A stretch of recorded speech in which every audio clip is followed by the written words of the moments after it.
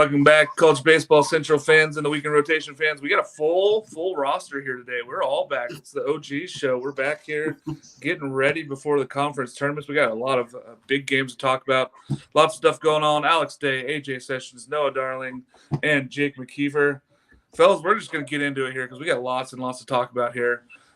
You know what? I'm going to let you go first here, Noah, with this Florida-Kentucky split. Florida-Kentucky splitting is kind of big for the SEC finishing regular season here. What does this mean for both those teams?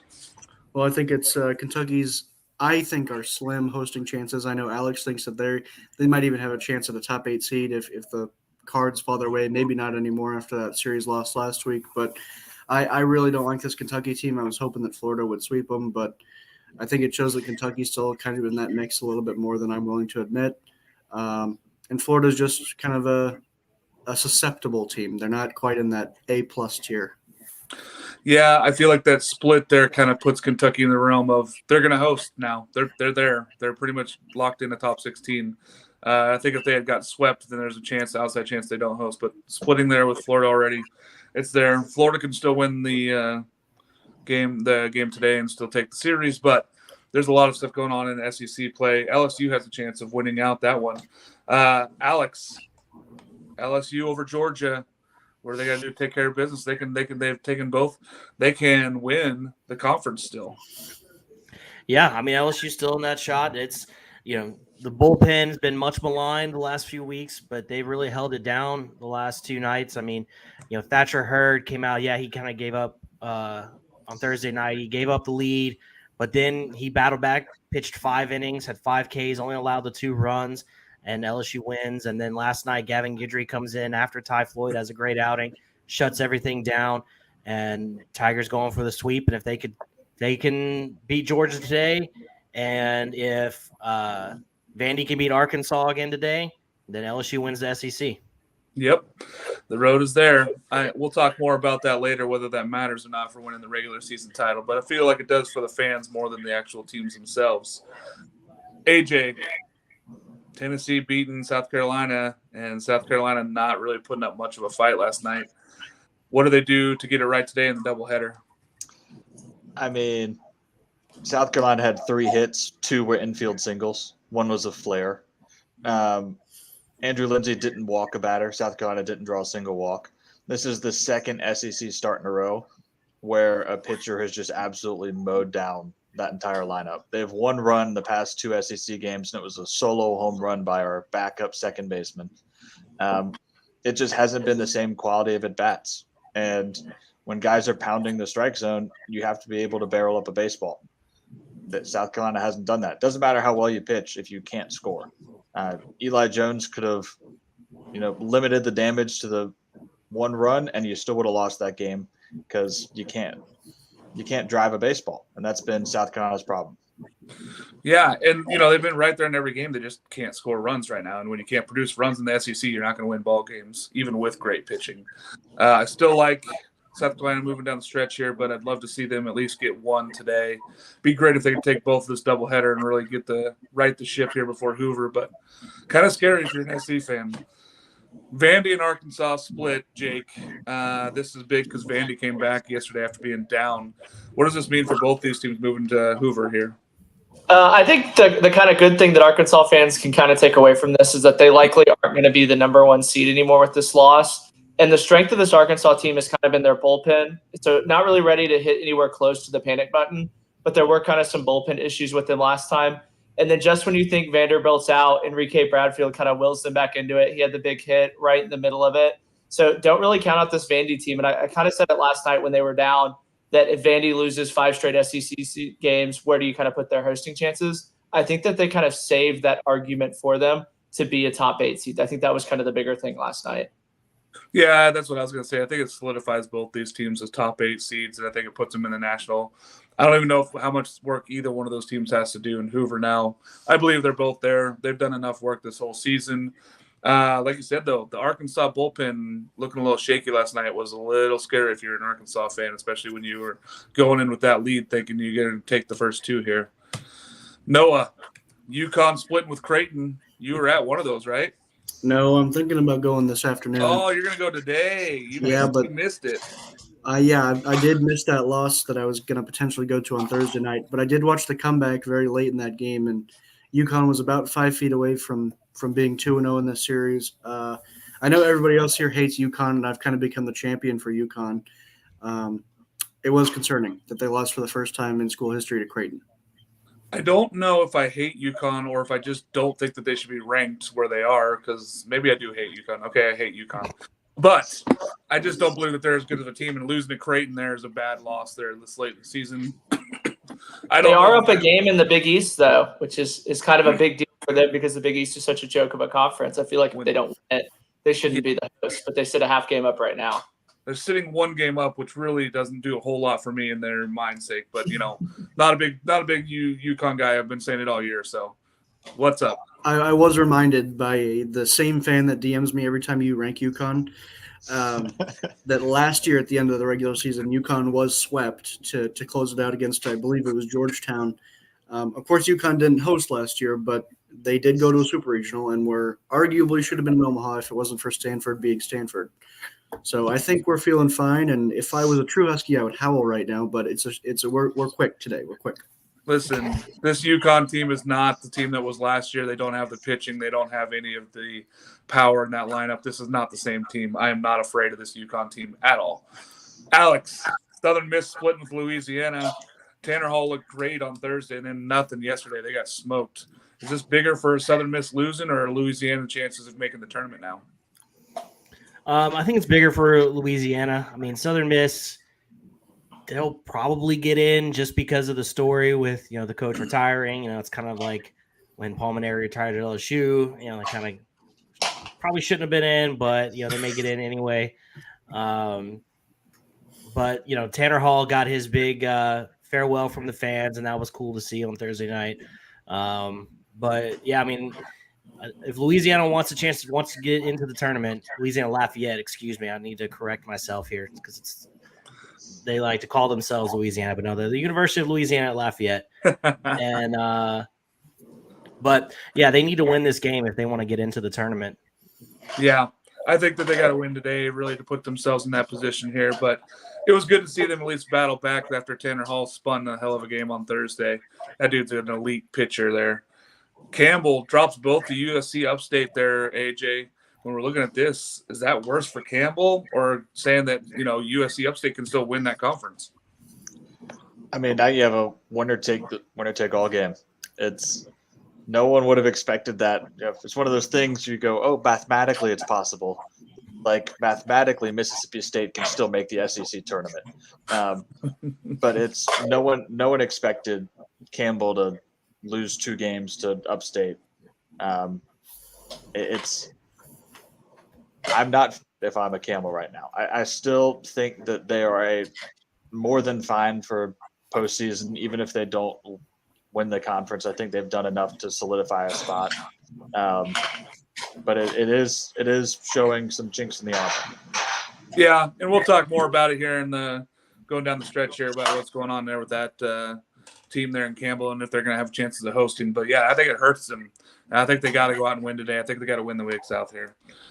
Jake, Boston College splitting with Notre Dame. That's not good for Boston College. They've been struggling here the last 4 weeks. I thought they swept Notre Dame. No, they split. They didn't. Yeah. But yeah, I don't know why I thought that they swept them, but I think Notre Dame kind of is like Mississippi State, AJ, where their slimmer of hope is still alive in the NCAA tournament. Just the way that the bubbles kind of played around them. And then for BC, it kind of shows some of the chinks in their armor and how that they can get beat as well, because I think that they're already kind of locked in, but they're quickly kind of falling into that 2-3 range, especially the way some of the teams around them have been playing. Yeah, this Boston College team feels like a 2 low 2 high 3 now for me. They just don't beat the teams that are in front of them like they were early in the season. And that really says a lot about the ACC being more competitive than people think this year as well. Speaking of another ACC, Noah, Duke splitting with Miami. I think it's good for both ball clubs, really, because it kind of keeps both of them in the top 16. Neither one's really going to be a national seed, I don't think. Yeah, I consider Duke to be like pretty far out of hosting in that kind of 20 overall range, and then they They went and won Thursday night in kind of dominant fashion, and then it looked like they were going to take the series last night, but then Miami decided to force some extra innings and then walk it off late. Yeah, I think it's good for both. I think people are kind of overlooking Miami a little bit, but I'm okay with that because as soon as you start to look at them, they turn into a fraud. But Duke is one of those teams that I would prefer if they would keep up the losing, because I did say that if Duke hosts regional, I'll lick my shoe and record it. So gonna need that to solve itself. I don't know where they're going to host because their ballpark's being used by the Durham Bulls, but they'll have to figure out something there if they're going to host. They're just looking good enough. I think that they're still going to have to do some damage in the ACC tournament to get a chance to host, but they're playing good enough baseball right now to be putting themselves in that conversation. Alex, Bama takes 2 from Ole Miss. This is just the end of Ole Miss, right? And Bama actually needing these wins to possibly help their tournament resume. Yeah, I mean, Ole Miss feels like they just quit the second, the last few weeks. Like they just feel like they've just been non-competitive. And, Bama is a really good story. I mean, they're quietly 11, I think, in the RPI. And they're sitting in a really good position to even host. If they can, I think they've got 16 SEC wins now. They're sitting in a really good position to be one of the host sites. Yeah, they're doing their job. I mean, they're taking care of business, and it's been a good thing there for Alabama. I'm surprised that they keep raising this list of possibly being a host when not a lot of markets have them in the top 25 even. But they keep winning games, and I think if they do some work down there in the SEC tournament, that could really help their resume here. So moving down to the end here, a team who has been helping their resume tremendous here down the stretch, Virginia taking 2 from Georgia Tech. AJ, this is big for Virginia, right? Getting a little right here at the end of the season. Yeah, Virginia, one of the teams who started off so incredibly hot and then hit a rough patch, finally starting to get right. To me, they're still in the hosting conversation, not for a national seed, but for that 8 through 16 range, or 9 through 16 range. And this is a series that they needed to dominate to put themselves in position to, make some noise in the ACC tournament, really to lock that spot down. Yeah, and they're doing the thing. So this is the thing now. I think if they get to a semifinal in the ACC tournament, they're a top 16 team. They've done enough throughout the season against non-conference opponents. They're seeming to put their season back together here in the ACC late, which is what you want to see. If you're the committee picking these teams, how are they playing now versus how have they played all season? And this team is playing really good right now. A team that's not playing very good, Virginia Tech losing 2 to Wake here, Jake. Is this burying the Vautech vibes? I believe it is, and they've been so close and so competitive these last 2 games, and then they've had, like the story's been all season, their bullpen issues, and if they don't win one of the first 2 games with the starters that they roll out there, they're definitely not in position to be set up for a Sunday start at all. And I think that this does kind of ruin their chances to where they basically have to win the ACC to take the crown. I mean, they had it all right in front of them with kind of playing lackadaisical, having clinched everything, and then just not being able to finish the job down the stretch. Yeah, the way I look at this Virginia Tech team is that they can hit the ball. They just have not found their pitching all season. They've been competitive in games, but they just haven't won those close ones. I think that they need to get to the ACC final, and then they'll probably be in. But if they don't get to the ACC final, I think that they're probably a bubble team on the outside here, unfortunately. Noah, Maryland splits with Penn State, but it's good enough to win the Big Ten regular season. Does any of this matter for them? To a degree, yeah, because we don't know what the Big Ten is going to be. I think that there's so many different projections with that conference out there. Some bracketologies, if you want to call them that, have them getting 3 bids, and then some of them have just 1. And if it's just 1, then you could argue that Maryland has to win the Big Ten tournament just like anybody else. They might be the number 1 team to watch in terms of who are they in the eyes of the committee. But yeah, a big one. It was big enough to get Penn State's coach told to leave, or at least he left on his own, or something happened there. Yeah, he was retiring, leaving Penn State there. But here's the thing. I think Maryland's in. They'll be either a 2 or a 3 seed. They're not going to host. I think that if another team wins the conference, so if Indiana or Iowa can win that conference, or Michigan State, one of those teams, if they can win the conference tournament, or Nebraska, they'll be in as well. But I think it's a 2-bid league only if Maryland does not win the conference tournament. If Maryland wins the conference tournament, I think it's a 1-bid league, in my opinion. Alex, Oklahoma State splitting with Oklahoma. they really needed to sweep this to have a chance of winning the Big 12 title. And then they go out and just drop an egg yesterday. Oklahoma looked really good for the first time in a long time. Yeah, it's really disappointing to see Oklahoma State do that. You know, they were really in the driver's seat, but you know, they dropped that game to Oklahoma, and you know, don't look now, but here comes Texas in the Big 12. Yep. I mean, they're right there, and we'll talk about that here later in the show as well. We'll talk about it here in a minute here when I get over to Jake, because I'm going to make him talk about Texas. But AJ, Clemson taking 2 from UNC. This Clemson team has been on fire, and they just keep beating everybody in front of them. Yeah, they've just been rolling, and you know, it seemed like this would be a series where Clemson has regional spot locked up. UNC's trying to fight their way to really solidify it. That UNC is finally going to give them a challenge, and they did give them a challenge, but Clemson just still said, "We're going to lose. We refuse. We're going to walk you off."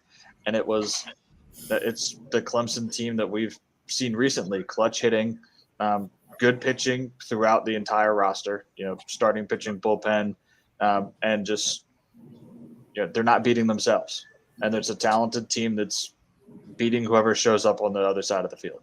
They're playing good baseball, like all around good baseball. And it's good to see more teams being consistent. This Clemson team has been a beacon of consistency here the last 5 weeks. And it's really good to see them continue this against a team in UNC that was going the right direction and starting to get hot at the right time. Losing these two kind of hurts them, but I think that they might be on that bubble in versus bubble out because of how they had played previously.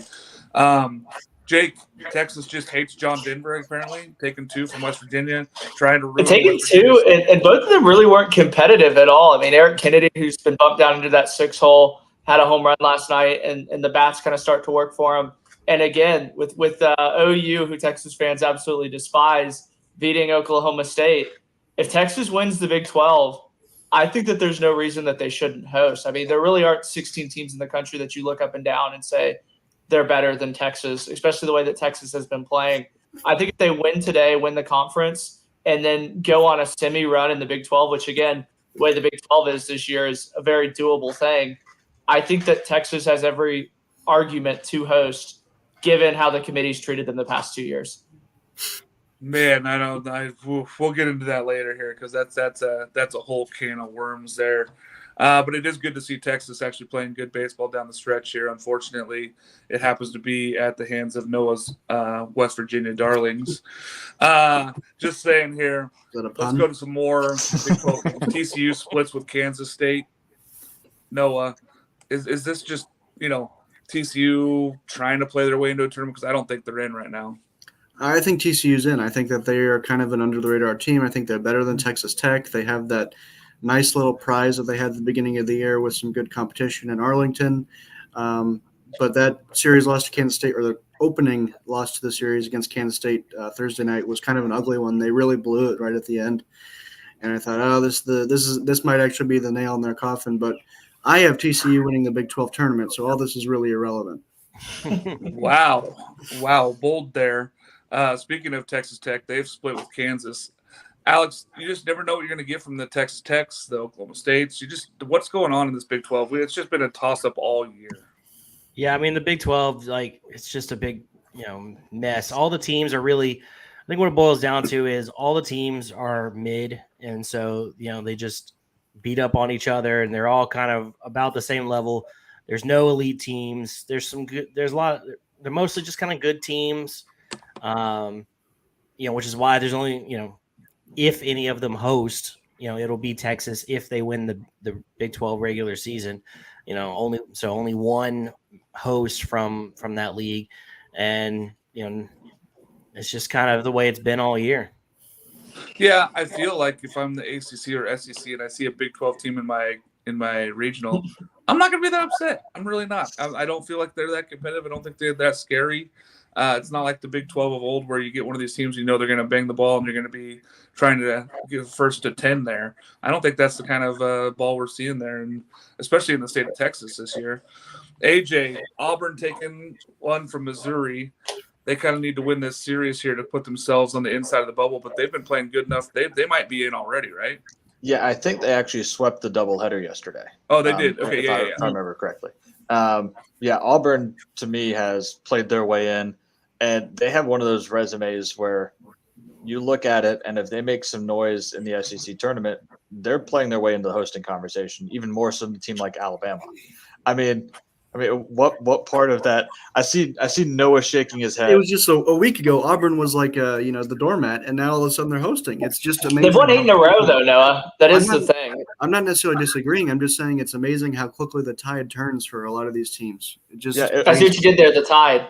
It was Auburn goes and beats South Carolina, and South Carolina lost to a bad Auburn team, and then they go and beat LSU, and then they just keep rolling, and you're sitting there going, this might actually be a good team.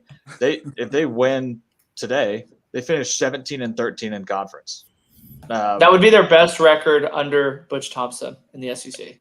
And that's definitely in the hosting conversation right now without anything in SEC play or SEC tournament. So it's unreal, that turnaround. I'm kind of curious to see how they do in the SEC tournament and how the committee goes. Okay, weak performance non-conference, but they really played. What did we reward? Yeah, I kind of want to see what happens here because I think the committee is still going to want them to win one game at least in the SEC tournament. I think they're going to want them to win one game in the SEC tournament. And then they're right there. I mean, they could be 14 through 16 easily, in my opinion, at that point. If they can win one more game in the SEC tournament, I think that puts them right in that conversation. I think you're right, AJ. This team's been, again, committee loves teams that are hot at the end of the season. They want to know how you've been playing lately. This Auburn team's been playing on fire, and they caught fire at the end of last season, got all the way to Omaha. This could be the same thing that's happening all over again. They're just missing, the big home run fella who's playing for the Trash Pandas. All right. I'm going to ask you, Jake, DBU splitting with Western Kentucky, that's bad for DBU's chances at hosting, right? Everybody had them penciled in at the 16. They just can't seem to get out of their own way. So the thing that I kind of struggle with them is they did just beat UTSA and dominate them. And then the other teams that were kind of talked about to be hosts along with them, like Campbell, they've also kind of fell a little bit. So I think the fact that teams around them have kind of dropped games, and it's really going to come down to DBU, ECU for that mid-major. And I think DBU has the better resume over ECU. So I think that they're kind of holding firm. And if they win today, they'll be in a really good shape. What about Coastal? Coastal's going to host? Coastal, I think, is already locked in as a host, but they usually like to pick 2 mid-majors. They're talking for the second one. Who's going to get in? Okay. Yeah. Noah, Washington and Cal split. Washington can win today and still take second in the Pac-12. They've been a hot team as of late, but this split with Cal is not the best look for them coming down the stretch. No, especially because I know that they were blowing them out. I think it was Thursday night. It was just like a really, really gross game. Like Washington is almost as hot as Clemson from that kind of explosion. And then, I guess that's just life in the Pac-12 where we finally get to 7 teams in the tournament, maybe 6. And then Washington decides to maybe put a little question mark on there. But I think they're plenty fine, but it is definitely concerning when you lose to a team that isn't going to be playing in the Pac-12 tournament. Almost as bad as losing to a team that won't be in the SEC tournament. Well, that win for Cal puts them right on the bubble of whether it's going to be them or Washington State as the last seed into the Pac-12 tournament. So it's really going to be close here now. Cal has played a little bit better late, but you just can't lose those games if you're Washington and you're trying to play your way into a Pac-12 title there. Not the regular season, but they want to win that postseason title here and put themselves in that position to maybe be top 16 if they have an outside chance of it. Maybe. That's the thing with top 16 seeds is that there's only 16 of them, guys. I know, but I'm telling you, you know as much as I do. The committee loves 2 out west. They love 2 out west, and I think that it's going to come. Stanford, who we're going to talk about next, they took care of business against Washington State. They got the one locked down. There's going to be a second one out west. The committee loves 2 Western teams to be hosting because they like to split it out across country. Alex, Stanford taking 2 from Washington State, just kind of business as usual, right? Yeah, I mean, Stanford's just kind of they kind of had an up and down season, but they're still right there. I mean, even in the top 8, national seed conversation. I'm not sure they're quite going to reach top 8 national seed, but they'll be close. They're a lock for a top 16, and they're just taking care of, like you said, taking care of business. I'm going to go out and say they're a lock for a top 8 seed because the committee, again, they love West Coast teams. They love at least 2. And Stanford has done enough this season to be a top 8 team. And, their record is just so good. there's a lot of people that have them in the top 3, which I don't think they're a top 3 team, but they're a top 8 team. I think that they're going to get a national seed just because of how they've played the last 3 seasons, getting to Omaha and doing all the things right here out west. AJ, UCLA and Arizona State split. Good for UCLA to finally get a win, maybe get themselves closer to that bubble side. Arizona State really just not taking care of business, though, down the stretch here. No, it's like both teams need this series to really solidify, their Arizona State. I think if they would have swept the series, it would have absolutely removed all doubt from them being comfortably in. UCLA, it would have gotten them better than 500 in the Pac-12, which now that can't happen. So now you have a UCLA team who needs to make noise in the Pac-12 tournament. Just one of those weird teams who is so talented, and you see it so frequently, but then they just lay some eggs, and it feels like they've just been too inconsistent this year. Yeah, they've had a lot of pitching issues, lots of guys getting hurt, but still, if you don't get to 30 wins out west, that's bad. That's not a good look for your tournament resume if you can't get to 30 wins. 30 wins is kind of that cutoff out west here. You can be just barely under that if you're in the SEC or in the South there, but you cannot do it out west. The committee will not let you in. Oregon State crushes Western Carolina, scoring 20-plus in both games. Jake, is this Oregon State team just getting hot at the right time? Are they going to play well here coming in the Pac-12 tournament? I want to say yes, but I do have to get reminded that it is Western Carolina. And I think that the committee should give Washington State some kudos for playing this series. I know there's been a ton of people that have canceled midweeks, and Oregon State had the power to go in and cancel this one. So credit to them, and I think they should get some kind of brownie points for playing their series. Yeah, they're losing RPI for playing this series, but they don't really cancel opponents. And I'll be at today's game. I'm excited to go back over into the Valley and go watch senior night here tonight in Corvallis. But this team, it is Western Carolina, and they are much lower ranked than the Oregon State Beavers. But I think they had to take care of business, and winning these games big and scoring offense really shows that they might be going the right direction here. Noah, go ahead, JJ. Also, hard to cancel senior night. That's what I said. You can't cancel senior night. Yeah. You're not going to get rid of that unless they were going to. You'd be surprised. A&M tried to cancel their senior night last week. It's A&M. A&M's terrible. It's a cult. Noah, Utah splitting with Oregon. Bad for Oregon. Nothing for Utah, right? Yeah, brutal for Oregon. Really nice prize to put on that bookshelf for Utah as they move on to football season.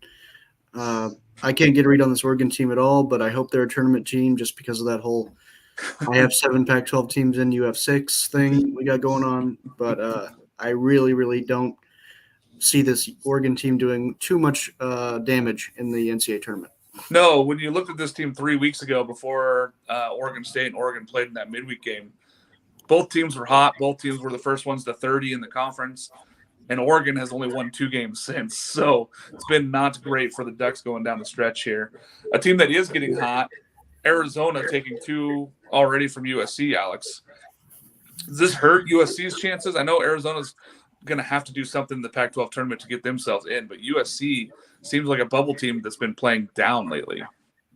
Yeah, no, that's for sure. The USC's definitely needs to win to improve their chances of getting in this tournament. And I mean, so does Arizona. I mean, it's another one of those Pac-12 team or series where both teams are looking to try and improve their resume to try and squeak in the tournament. And we'll see how it all shakes out. It's going to be weird out west. I cannot wait for the Pac-12 tournament this year. The style is different this year. 3 pods of 3, and they're doing a round robin there, and then they're going to randomly select one of the other teams. You don't like it, Noah? I don't like the pods because I don't understand how the ACC tournament works ever. I know that sometimes people figure it out, but to me it's like a giant puzzle. I don't get it. And then it seems like if you all tie, then the best team just automatically gets it. That's, it should go the worst team. The worst team should automatically get it. In an automatic tie. I like where your head's at there. The worst team, if you tie with the worst team gets in. If the worst team in the conference makes the NCAA tournament, that's good for the conference. Maybe. I don't think so. I'm not buying into that one. Well, I want 7 teams. I know you do. I know you really do. All right, AJ, something cool from this week. Let us have it. I mean, it hurts me, but Andrew Lindsay absolutely shoved against South Carolina yesterday. It was Up until, I guess, when he finished the 8th inning, he was under 11 pitches per inning.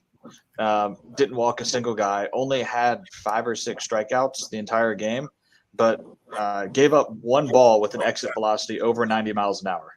And that was a line drive to left field from the first batter of the game. It was an out. His performance was unreal in that stage when Tennessee desperately needs this series to really try to build momentum as they move into what they want to do is host. It's still entirely possible, but they need this series to get that done. Yeah, I think it was a really cool outing for him. He pitched very well.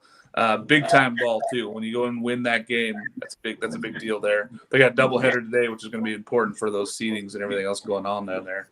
Jake, something cool. I'm going to kind of tug at some heartstrings here. John West, the BCU pitcher, lost his dad when he was 13 to ALS, and then Saturday night they had the ALS game at Fenway Park. Those are career high 7 innings to get them the win, and as well as get the series win in the regular season finale. So that was a really cool thing to see. Huge. Especially baseball is bigger than a lot of things, and when you can sit around your teammates and come back to baseball, and it's especially with losing his dad to ALS and then going out there and pitching like that at Fenway, tremendous. Love that one. Noah, something cool. Well, I found myself walking the halls of an elementary school earlier this week. Nothing spooky there. And I was walking by a classroom and I heard this little kid, maybe 6, 7, ask his teacher, "Is there anything on earth hotter than the sun?"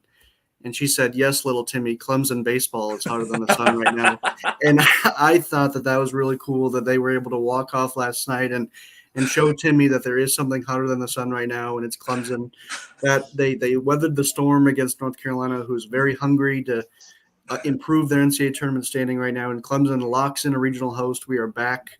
Nothing cooler than a sea of orange in the NCAA tournament. I can't wait. Yes, and for all the people in the spaces who said that we're crazy by saying when Clemson is back, it's better for baseball, look at college baseball history, please, before you speak. Yes, Clemson being back is awesome. Alex, something cool? I'm going to go with Enrique Bradfield Jr. last night against Arkansas. Man, he really put the team on his back. He had a big clutch hit in that big 8-run 8th inning they had, and then saved a home run in the top of the 9th inning. And just was he's one of the big reasons they won that game last night, and a big piece for them all season. Yeah, he has not had the season he was really hoping for, coming back and doing all the things there, Vandy. Hopefully down the stretch here he can make up for what he wanted to have from this season. He's hitting just under 300 right now, but he's a hell of a player and he's tremendous out there, and he can really be the leader that they need there. I'm going to go with the freshman Gavin Turley from Oregon State. He had a lot of struggles down the season. He has 4 home runs in the last 2 games now and 12 RBIs. So it's good to see the freshman Gavin Turley coming alive. Hitting 4 home runs at Goss is very tough to do. That's a big ballpark, and he was hitting them way out of there. So good for Gavin Turley. Good for Oregon State baseball to see them go in the right direction here, especially with all the offense. Mark, I got one more for you. Okay, hit me with it. We're going to the D2 level.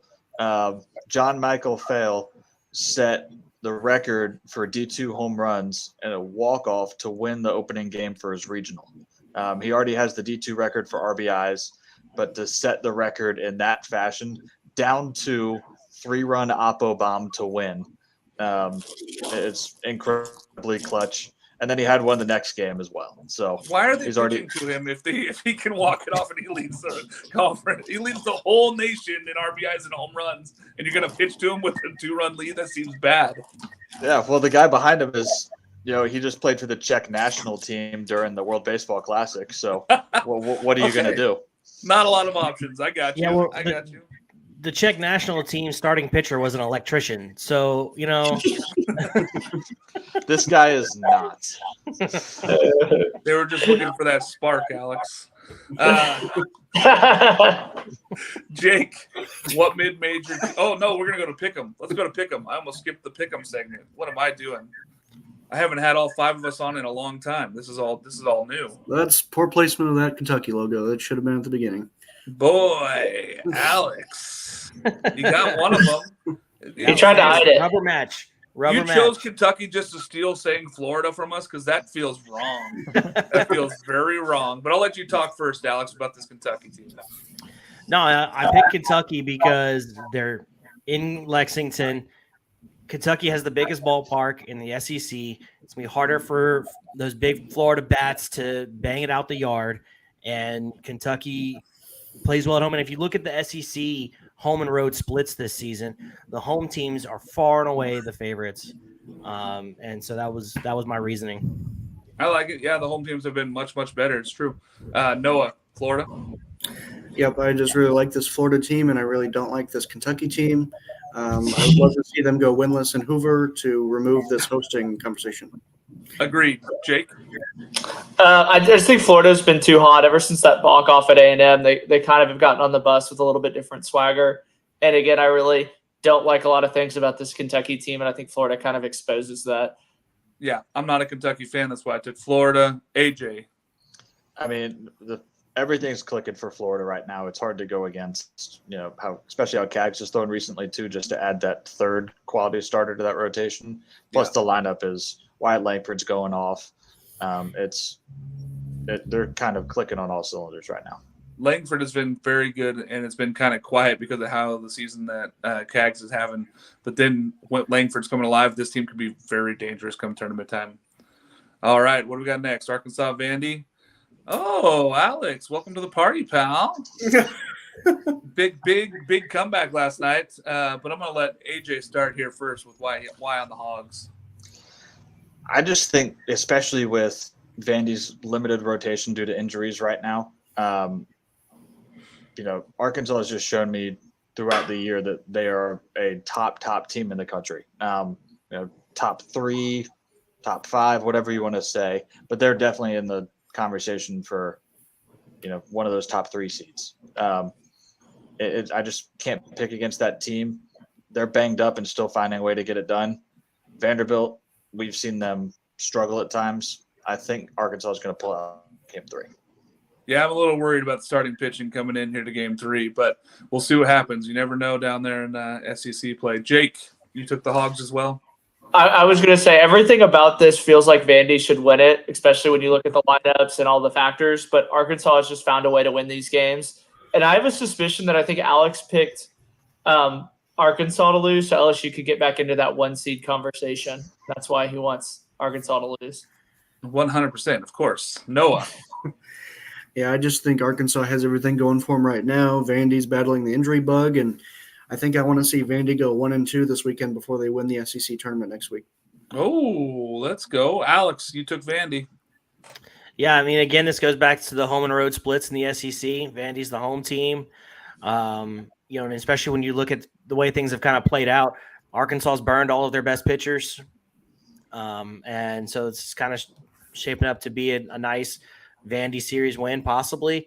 And plus, if LSU wants to win the SEC and need Vanderbilt to win. So, yeah, Vandy boys. I feel like this could be a high-scoring game 3, and I think that is in favor of Vanderbilt, which is weird to say from an offense that hasn't been that explosive this year. But I feel like the offense is a little bit more fiery than this Arkansas team right now. So I love this game 3 here. It could be a huge high-scoring affair.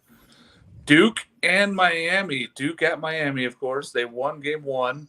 Alex, man, you're like just island hopping by yourself here, huh? What do you like about this Duke team here? Everybody else thinks that the U is all about it. Yeah, I mean, I guess I didn't realize I was such a contrarian, but I guess that's my role this week, and I'm fine with that. I think I've just been higher on this Duke team than I guess most people have this year. They've really impressed me, and I think that this is a series where they come in and kind of plant their flag. Well, it's going to be interesting here. I mean, they are playing in a high school stadium there down in Miami, so it'll be weird to see here. But, yeah, Duke could win this one here and take the series. It'd be huge for Duke. I think if Miami takes it, they lock themselves into the top 16. Noah, Miami? Yeah, I'm back on the Miami train in an attempt to jinx them, I guess. But it's weird to see the Duke logo on the screen and it not be next to my name. I'm just so low on this Duke team right now, and I'm a little bit too high on the Miami supply right now. I feel confident that the U will win today because they have momentum after last night. The Big Mo. Jake? I'm gonna say something that I thought I would never say on this show. I am rooting for Miami because they have the better field, and I would rather see them host over Duke. I never thought in a million years we would ever say that Miami has a better field than someone, but yet here we are. And I think that this one is kind of turning into like who wants to host and be kind of in that late host range. I think it's a better complex. I don't know if it's a better field. I hate the used field. But moving forward, AJ, Miami.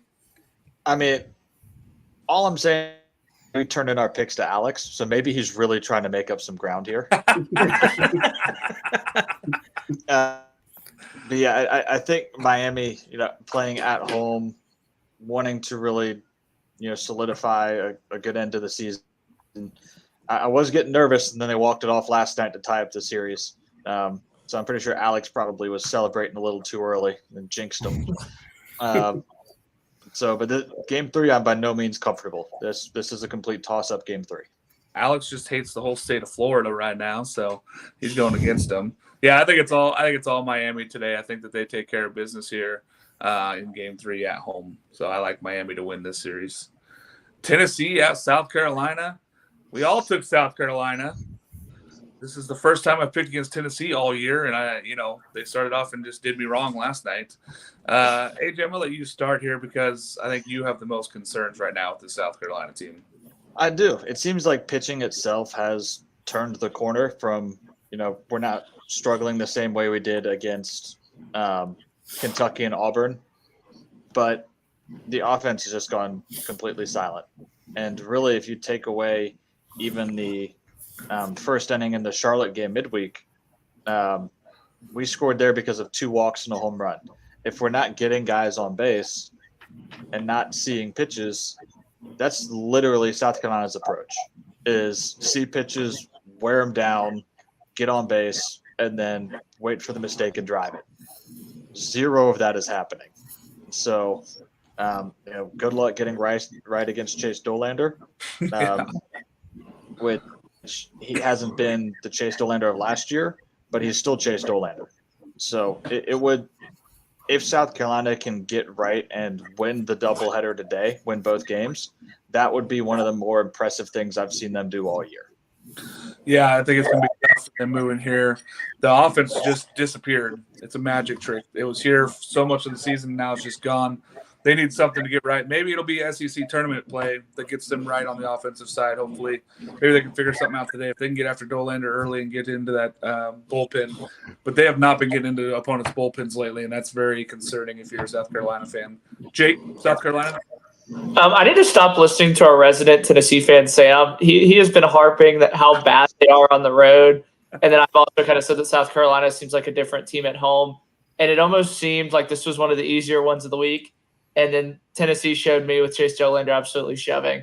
So I do like South Carolina today, though, just because Tennessee has had those road woes. And I think that they'll kind of expose them again. Yeah, I mean, they have to take 2 of doubleheader, and we know that's never easy. Noah. Yeah, I too am excited for Chase Dolander to pitch yesterday, Jake. But I thought that South Carolina, just like you were saying, would take care of business at home, and Tennessee can't win on the road. I guess now they're up to 3 road wins on the year, going for 5. Yep, Alex, South Carolina. Yeah, I mean, just Tennessee has been so bad on the road. I mean, that's just the theme of this team. It's been that way all year. Like Noah said, is their 3rd road win of the season. And so I thought this was going to be, I thought they might get 1 against South Carolina, but I definitely didn't think they were going to get 2. So, hopefully the Gamecocks can right the ship. Agreed. I think that this Tennessee team's been bad on the road, but this is also a big series for them if they want to host. And they kind of took care of business last night, putting themselves in the conversation. If they can take care of another one today, I think they're a top 16 team. I think they've played their way back into it, and then they get a host, and that's what they want to do. They want to be at home for the regional. Moving on to our next one, TCU at Kansas State. Everybody took TCU. Wow. I did not see this coming. I thought somebody was going to take Kansas State. Alex, I'll let you start here with TCU. They took care of business last night at least. Yeah, I just feel like they're the better team. Like Kansas State should not win this series. TCU should win this series. And TCU needs it to be able to, for their tournament resume. Kansas State's probably not in the tournament, and so it's just kind of they need it more. I'm on the other side of this. I think Kansas State is, I think TCU needs to win this because I think Kansas State is a little bit step up on TCU right now, just the way that they've played. But we'll see what happens tonight. Noah, TCU? Yeah, this was a pretty easy pick. Kansas State, kind of just a paper tiger right now. And like I said, I think TCU wins the Big 12 tournament next week. So I want them to get hot a little bit right now. People are kind of overlooking him, and I just picture them as kind of a trendy pick to win a regional. Fair. Jake? This one almost feels like an elimination game, the way that the Big 12 is kind of played. And I mean, Alex and I can say it that when we saw Kansas State, they really weren't that impressive, and I still kind of feel that way. There's some publications that have 7 Big 12 teams, and I just think that that's outrageous. I think TCU kind of takes care of business today and ends Kansas State season. I think that Kansas State should be firmly out of the tournament. Yeah, I agree. I think that the winner of this one puts themselves back on the bubble. The loser's out. AJ? So my first thought was TCU is incredibly inconsistent. There's no way I can pick them. And then I countered that with, well, it's the Big 12, so do the opposite of what you think. So then I ended up on TCU. And who knows? Yeah, this is an elimination game. Unless the loser of this game wins the Big 12 tournament, the loser of this game has no hope. Yep, I agree. I'm right there with you, AJ. I think that the loser of this would have to win the Big 12 tournament to be in. Otherwise, they are out. West Virginia at Texas. Boy, Jake horns down. Took Texas anyway, but he went horns down. No, West Virginia, you said you'd never pick against them. I'm glad you're a man of your word here. Go ahead. Yeah, I'm glad I am too, to be 0-1. But I thought that West Virginia would for sure take 2 or 3 here just to kind of figure out a way to win the conference. Or I don't know if they were eligible to tie even if they went 2 or 3, but I think they were going to at least win. And then they just blew it. So good for them. I still like West Virginia a lot. I think they'll do some damage in the Big 12 tournament. But there's something different about that Texas environment at the Dish where the camera just gets like a little extra zoomed in on the batter. Everybody looks so big. I'm sure it got to them. It's always bigger in Texas, they say. Alex? Yeah, Texas has been really good at home, and the Texas fans, I live just outside of Austin, and so I interact with a lot of Texas fans, and they sold me that they were going to win this weekend, so I went with them. Texas rubbing off on you, Jake? So Noah, West Virginia and Texas have both claimed a share of the Big 12 title. At least West Virginia posted on Twitter. But I think if they get swept by Texas, they definitely should claim that at all. And Texas at home the last few years, when they have a chance to go in and win the Big 12, I mean, they just take it to another level. And like I said earlier, that from the word jump, Texas dominated this game, and this one was a really easy pick for me because, again, it's all setting up for Texas to host. It's insane that this is actually a conversation that's coming to fruition again this late season. AJ, you took Texas as well. I did. So from my understandings of the standings, West Virginia can still win the Big 12 with the win today. Correct. And Texas has to beat West Virginia and have Oklahoma State lose because Oklahoma State has the tiebreaker over Texas. It'd be a 3-way tie. It'd be a 3-way tie, and I think Texas holds the tiebreaker. Texas holds the 3-way tiebreaker overall. I don't understand how the tiebreaker over Oklahoma State. Because they do the best winning percentage of the teams overall, so then Texas would have a 666 winning percentage with both those teams. Whoa. So, just 667, Mark? We round up around here? 667, sorry. So I would very much like West Virginia to win this game. But, yeah, now that you've already won the bet here, you've already won to pick them, so now you want West Virginia to go ahead and take care of business. Yeah, I'm trying to thread the needle here. I hate picking Texas, but for me, Texas has been slowly building towards this. It seems like the momentum they've been gathering has been real, and it's West Virginia to me has kind of been holding on here recently. I would love to see them get to 40 wins, because if they do that, I do think that they put themselves in consideration for a host. Yep. But they have to do that. They have to either win the conference or win the Big 12 tournament. If they fail to do either, I think they're a 2 seed and someone's going to be upset. I agree with that. Statement there. Moving on to our last pick'em, UCLA at Arizona State. Noah, no surprise there. You took Arizona State. This series is split right now. Why don't you defend yourself with your Sun Devils, who have been struggling as of late? Well, normally to pick my go for the 7 Pac-12 teams in, I would have gone with UCLA, but ASU is just a little bit in that situation where if they were to lose the series, maybe they'd be closer to that bubble. Maybe if you go winless in the Pac-12 tournament, you get really worried if you're an ASU fan. I think they're on the good side right now, whereas UCLA is kind of too far on the bad side, where I think regardless of if they win the series, they need to win or do pretty well in the Pac-12 tournament to get in. So I just had to pick with my heart here, go Sun Devils, and I was really excited when they won Game 1, and then they fell apart a little bit last night. Yep, it was big for UCLA to come back and win that one. Jake? I think that UCLA is just a little bit too far off the bubble. I think the only way that they would have got in is a sweep. And I've really liked the way what this Arizona State has built the last few months. I know they've kind of been sliding, but they still feel like they're on the right side of the bubble, especially as Mississippi State, that loss continues to look a little bit better. But I've been really impressed with this UCLA team, especially how they came out and fought yesterday, because they could have very easily done the Ole Miss and just folded up their tents and gone home. Yeah, I think that the Big 12 or the Pac-12 tournament here is going to be big for a lot of teams. There's going to be opportunities for these teams to get in or play their way out. So I think that the Pac-12 tournament is actually going to matter in Scottsdale this year. Alex? Yeah, I just felt like UCLA needed this series more than Arizona State, and so I thought that they were going to come out with some fire and really, win their way into the tournament. But we'll see how it goes. AJ? Yeah, I'm really kind of looking at UCLA last year. We kind of said, oh, they're super talented, but they're super young. Now they lost some of those guys to the transfer portal, but that core leadership of that class is still there. And I think this is the point in the year where they kind of try to right the ship. As many people are healthy.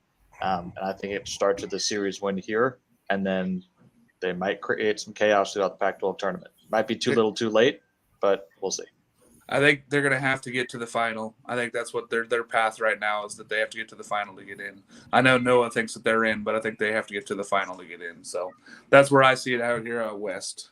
All right, Jake, what mid-major teams this weekend have big impacts on the field of 64? Go.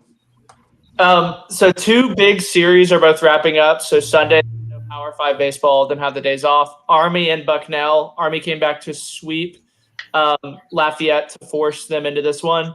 3-game series there. Ivy League is already underway.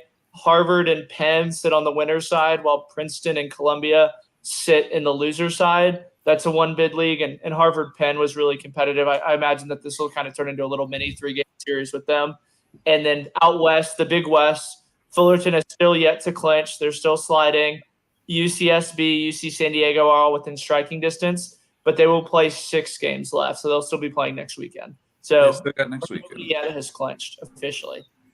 Okay, so we're getting down to it, though. So we're looking at the Penn and Harvard. One of those 2 teams probably gets in.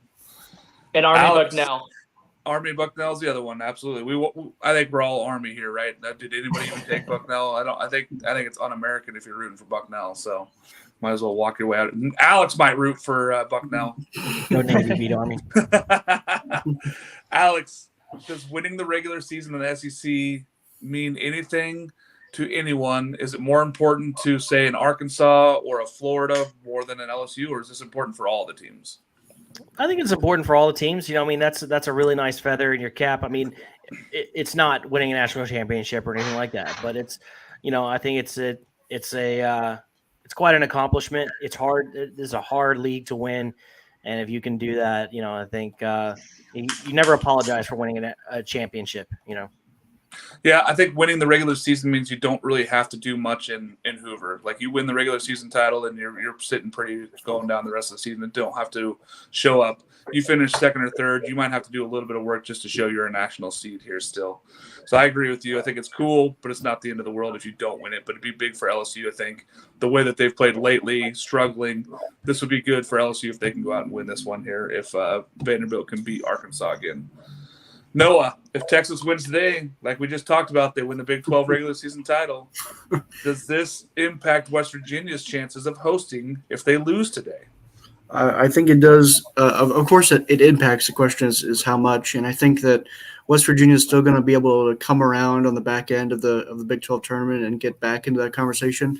I think they're probably at the point where they're probably 14 or 15 right now, to the point where they have to win something in the Big 12 tournament. But if they don't, then I think that they do follow that conversation. I know Alex said earlier that it's down to really just Texas, but I think there's still that glimmer of hope for West Virginia if they maybe they can afford to lose today, but if they slide in the Big 12 tournament at all, I think they do lose it there. The national media darlings there that have been West Virginia this year, I think they're in trouble. I do believe they're in trouble. AJ, is Campbell playing their way out of hosting after beating ECU in that great game on Tuesday, then losing 2 to USC Upstate? They may lose the conference today. If they lose this game, I don't think there's any way they host. They're still comfortably in the tournament. If they lose this game and then lose too quick in the Big South tournament, they're still in the tournament. That's not going to be a question.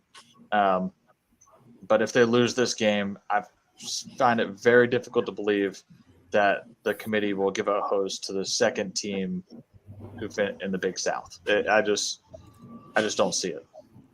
Yeah, and it's too bad because they were playing very good baseball. And I mean, they're still a good baseball team, but playing this bad late in the season is not good for your resume. Again, we talk about it all the time. The committee loves teams that are hot late, and this is a team that has not been hot. And losing these 2 games is bad for them. They're going to have to really do something big in the Big South tournament, I think, at this point. They have to win today and then probably win the Big South tournament pretty outstandingly to do anything else. All right, real quick here, fellas. I'm going to start with Alex. Who needs a win the most today? I would say Mississippi State. They need to win badly if they want to make it into Hoover. And they're still need some help. They still need LSU to beat Georgia. But I think that fan base they need it. Yep, I agree. I think that's a big one for Mississippi State. They'd love to be in that tournament and not be on the outside looking in again. Be brutal to have both Ole Miss and Mississippi State on the outside looking in there, the SEC tournament. Noah, who needs a win today? Yeah, I was going to say Mississippi State too, but just for the fun of parody, I'm going to go ahead and say Texas A&M needs it just as much as Mississippi State does. They're talking about the NCAA tournament. Jake is playing with some kind of fidget toy. He's very concerned about his Aggies here. Right now, I think that if they lose today, it's going to be tough to do what they need to do in the SEC tournament to overcome a series loss to Mississippi State at this interval. Jake, who needs to win today? No, I just completely stole mine. I was going to say they're 64 of 64. I think they almost need 2 more wins, however they can get them, and they definitely need this one today. But for parity's sake, Fullerton needs a win today. They need to stop sliding. I think that the Big West has a legitimate shot to get 2 or 3 teams in, and they're not going to get that way if Fullerton keeps sliding the wrong way. If Fullerton keeps losing, that's true. AJ, who needs a win today? I mean, I telegraph this one here, but it needs to be South Carolina. If they want any, they need to stop the bleeding somehow. It's especially at home. They need to stop the bleeding. Yeah, I think that's important for them to go out there and win a game today. I had South Carolina as my number 1. My weird number 2 that I don't think is going to happen, but I think they've really needed is UCLA. When you're talking about a team that needs to play their way back in, UCLA has to take care of business at home against Arizona State, or they're at Arizona State. They have to win this, though. Otherwise, they are in trouble of being on the way outside of that bubble again and only 6 teams getting in and me being the smartest person in the room again, Noah. Anything else to add, fellas? Alex, anything to add here at the last minute? Yeah, we got some fan questions that kind of came in here. Them. So we got this one from Landon, and he says, how many SEC teams make the postseason? 9. How many teams make the tournament, right? 12? So how many teams make the postseason? I'm going to say 10. I'm going to say 9. 11. I don't even have the team breakdown of who it would be, so I'm just going to split the middle and go 10. Mark? Sorry, 10. I was thinking Missouri's not in. If I had said 11, would you have stuck with 11? Yes. I'm going to agree. I think 10. I think 10 SEC teams make it in. I think it's 10. All right, next question. Which non-SEC, non-Wake Forest team has the best shot at the title? Ooh. Stanford. Damn it. Now I have no chance of Coastal winning. Carolina is the answer. Coastal? Texas. Carolina. Texas? Oh, So wow. settle down, Jake. Clemson at this Non-SEC, rate. non-Wake Forest team. Yeah, I think Stanford, if you're talking about that, though, just because of their ability to get to Omaha, I'm gonna stick with Stanford. And if As anybody long as says they don't wear the UConn, black jerseys in an elimination game, I think Stanford could someone win. needs to just take them away from the Stanford Cardinal. Just take away the black jerseys. Get rid of them forever. They have such cool white and red ones with the cursive writing. Why would they even go to those stupid black uniforms? And then one last question. Is Cruz still the number one pick in the MLB draft this year? I think that Skeens has played his way into being the number one pick, so I'm going to say it's Skeens. That's my choice. I think it's Cruz. From the buzz that I've heard from scouts around the league is they value hitters a lot higher than pitchers these days. So regardless of how Skeens does, they're going to take a hitter number one. Yeah, Jake and his sources. I was we spent the last almost 2 years saying that if the Pirates take anyone other than Dylan Cruz, they should have to disband their franchise. And of course, now it's actually kind of an actual conversation. But I think we said that long enough to the point where the Pirates are going to take Cruz no matter what. It's like in Draft Day, that movie, Cruz no matter what. Callahan. There's been some buzz that the Pirates may want to do an underslot value pick, and so Cruz would not be that guy, and so Wyatt Langford could be that guy. So I'm just that's what's been said. So I don't know. I don't think he's a lock for the number one pick, but I think he's certainly the favorite. AJ, If I was an MLB GM, I would. I mean, you just don't see people like Skeens come along that often. Not saying you see people like Dylan Cruz come along that often, because you don't. But Skeens has just been otherworldly, and he's the kind of guy who, if the Pirates are trying to make a postseason push even next year, you can just slot him in the bullpen and he can contribute right away. So I would take Skeens because he can be a bullpen guy short term, and then a starter in 3 years, and you can just plug and trust. I'd argue that Skeens could go out and strike out St. Louis Cardinals today. The birds are hot right now, Mark. Pick a different team. And then the second part of that question, it's in July. I think it's 11th through the 14th. Well, yes, they moved it to July. It is July 9th. So. It's completely after Omaha, though. So there's no weird situation where they're about to play and a guy finds out he gets drafted. Yeah, the MLB draft was going to be in Omaha in 2020. Brutal. All right, so who's the dark horse for Hoover and Omaha? Dark so that's horse. bottom five. That's bottom five, or outside of the top five, Noah. So don't go picking Tennessee. I was going to say Tennessee, but I got Alabama. I'm going Alabama for my dark horse in Hoover, and then dark horse for Omaha. I'm gonna go. And can Oregon State be a dark horse? I think so. Too? I think you'd be right there with that this year. Yeah. Then I'd go Oregon State. Jake, you seem to have opinions. I'll go Kentucky for the dark horse in the SEC. I think that would be very fitting the way the SEC has played, that they would be the ones to kind of walk out of Hoover, because it seems like a lot of these upper echelon teams don't really care about Hoover, and I think Kentucky's going to be the one that cares about it the most. And then the dark horse for Omaha it's Texas. They always go to Omaha. They've been to Omaha more times than they haven't been. So then how are they a dark horse? They're not top 8. They're not even probably going to be a regional host. Gross. Noah.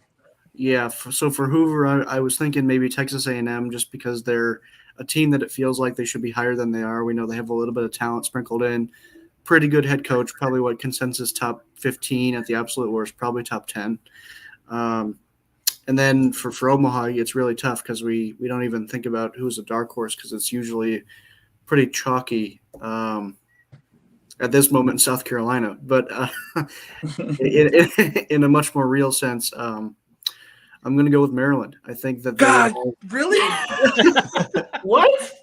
That's who I was going to go with. I was literally going to go Maryland as my dark horse for the. They have all the pieces of a team that we ranked in the top 10, 15 to start the year. So we saw Ole Miss do it, and Maryland has had a lot better year than Ole Miss did last year. Wow. I'm I so love that. tired of seeing just crappy teams point to Ole Miss's record from last year. It seemed like, we got it. We can get there. Alex. So for dark horse for Hoover, I'm going to go with Kentucky and agree with Jake on that one. And then for my dark horse for Omaha, I'm going Clemson. Okay. They're slowly playing their way into not being a dark horse, but I'll give it to you today. I don't know about how slowly it is. I'm going to go Alabama for the dark horse at Hoover. I think that they have a full, complete team, and they have been playing pretty good baseball lately. And then for as far as my dark horse or for Omaha, I'm going to go ECU. ECU Pirates. I think it's just time. It would be great to see them in Omaha. It That would is be, a dark but I horse. don't think it's going to happen. That is like a night course. All right, Landon's got one more question for us. It says, how many coaching changes in the SEC this year? Well, there's All one of- guaranteed, right? All Yeah, of there's them. already been one. All of them. They all changed. All of them. Yeah, Dave Van Horn is going to Mississippi State. Pitching coaches, hitting coaches, everybody leaves. It's free for all. 3. I go 3. If South Carolina struggles, I could see Mark Kingston being on the hot seat, especially with how that team started. And Alabama, we obviously have that one. I think it's too early for Mississippi State really to make that change. But I could see Mizzou making a change. I think it's probably about time in that program. Yeah, I was going to say 2, Alabama and Mizzou. That cat is loud. Fiance let the cat out on the patio here with me, and now the cat wants back inside. She's just going off. Yeah, I think it's 2. I think it's Alabama and Mizzou. I think it's too early for Ole Miss and Mississippi State to make that change. All right, so another question. Jeez. Who wins player of the year, Cruz or Langford? Neither Jack Caglione. Ooh, are you talking about Golden Spikes player of the year, or are you talking about SEC player of the year? Let's go SEC. I think it is Caglione. I think he gets that. I think he gets the nod just because he's dual player, doing all the things right, and he has a ton of home runs. Yeah, so I like that one. Yeah, I think he has it locked up. Yeah. Yep, I agree. All right, guys. That's it. That's All it. right. Another great show here. Let's get into it. We got some conference baseball next week, so we'll be joining Saturday to talk about how all the conferences have broken down so far. For Alex Day, AJ Sessions, Noah Darling, and Jake McKeever, and Mark Erland, thanks for joining us on the Weekend Rotation. Like and subscribe to the YouTube channel. Like and subscribe.